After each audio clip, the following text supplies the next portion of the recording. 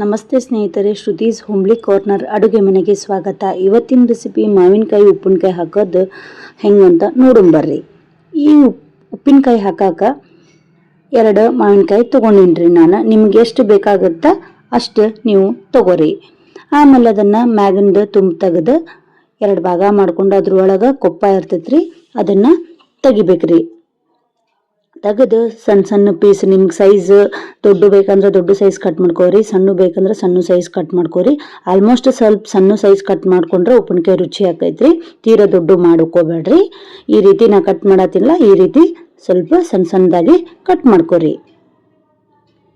ಆಮೇಲೆ ಇದನ್ನ ನಾವು ಒಂದು ಬೌಲಿಗೆ ಹಾಕೊಂಡು ಎತ್ತಿ ಸೈಡಿಗೆ ಇಟ್ಕೋಬೇಕ್ರಿ.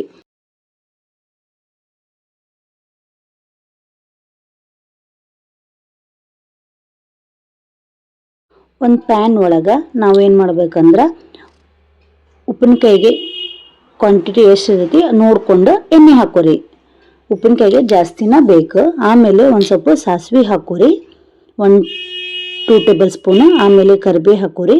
ಕರಿಬೇವು ಹಾಕ್ಕೊಂಡು ಗ್ಯಾಸ್ನ ಸ್ವಲ್ಪ ಲೋ ಫ್ಲೇಮ್ ಒಳಗೆ ಇಟ್ಕೊಂಡು ಹಿಂಗೆ ಹಾಕ್ಕೊಂಡು ಗ್ಯಾಸ್ನ ಆಫ್ ಮಾಡ್ಕೋರಿ. ಅದನ್ನ ಸ್ವಲ್ಪ ತಣ್ಣಗಾಕಿ ಬಿಡ್ಬೇಕ್ರಿ. ಆಮೇಲೆ ಇಲ್ಲಿ ಮಾವಿನಕಾಯಿ ಹೆಚ್ಚಿಟ್ಕೊಂಡಿರ್ತೀವಲ್ಲ, ಅದಕ್ಕೆ ರುಚಿಗೆ ತಕ್ಕಷ್ಟು ಉಪ್ಪು ಹಾಕೋರಿ. ಉಪ್ಪು ಒಂಚೂರು ಜಾಸ್ತಿನೇ ಹಾಕೋರಿ. ಆಮೇಲೆ ಅರಿಶಿಣ ಪುಡಿ ಹಾಕೋರಿ, ಖಾರದ ಪುಡಿ. ಖಾರ ಜಾಸ್ತಿ ಬೇಕಂದ್ರೆ ಜಾಸ್ತಿ, ಕಡಿಮೆ ಬೇಕಂದ್ರೆ ಕಡಿಮೆ ಹಾಕೋರಿ. ಹಾಕ್ಕೊಂಡು ಚಂದಾಗ ಮಿಕ್ಸ್ ಮಾಡ್ಕೋಬೇಕ್ರಿ ಇದನ್ನು. ಆಮೇಲೆ ನಾವು ಒಗ್ಗರಣೆ ಮಾಡ್ಕೊಂಡಿರ್ತೀವಲ್ರಿ ಸಾಸಿವೆದು, ಅದನ್ನು ಇದಕ್ಕೆ ಹಾಕ್ಬೇಕ್ರಿ. ಸ್ವಲ್ಪ ಉಗುರು ಬೆಚ್ಚಗಾಗಿಂದ ಇದಕ್ಕೆ ಹಾಕಿ ಚಂದಾಗ ಮಿಕ್ಸ್ ಮಾಡ್ಕೋಬೇಕ್ರಿ. ಇದನ್ನ ಇಷ್ಟ ಮಿಕ್ಸ್ ಮಾಡ್ಕೊಂಡು ನಾವು ಯೂಸನ್ನು ಮಾಡ್ಕೋಬೋದು. ಇಲ್ಲಪ್ಪ ನಮಗೆ ಬೇಡ, ನಮ್ಗೆ ಈಗಿಂದೀಗನ ತಿನ್ನಬೇಕು ಅಂತಂದ್ರೆ ನಾವು ಇದನ್ನು ಮತ್ತೆ ಗ್ಯಾಸ್ ಮ್ಯಾಗ ಇಟ್ಕೊಂಡು ಒಂದು ಪ್ಯಾನ್ ಒಳಗೆ ಇದನ್ನು ಹಾಕ್ಕೊಂಡು ಒಂದು 50 ನಿಮಿಷ ಅಷ್ಟೇ ಫ್ರೈ ಮಾಡ್ಕೊಂಡ್ರೆ ಸಾಕು ನೋಡ್ರಿ. ನಮ್ಗೆ ಇನ್ಸ್ಟಂಟ್ ಮಾವಿನಕಾಯಿ ಉಪ್ಪಿನಕಾಯಿ ರೆಡಿ ಆಕೈತ್ರಿ. ಹಂಗನು ನಾವು ಡೈರೆಕ್ಟ್ ಕಲಿಸಿ ಒಂದು 2-3 ದಿನ ಬಿಟ್ಟು ತಿನ್ಬೋದು.